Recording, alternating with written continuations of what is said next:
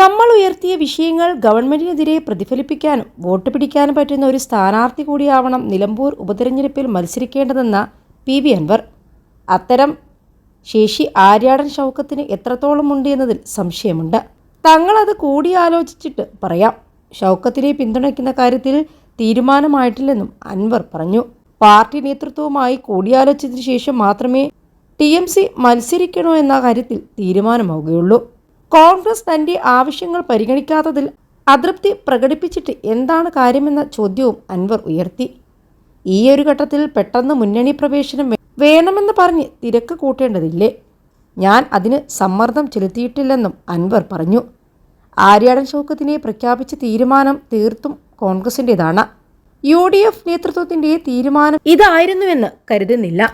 ഷൗക്കത്തിന് വിജയസാധ്യത കുറവാണെന്നും ഇതിനെക്കുറിച്ച് കൂടുതൽ പഠിച്ച ശേഷം ബാക്കി കാര്യങ്ങൾ പറയാമെന്നും അൻവർ പറഞ്ഞു.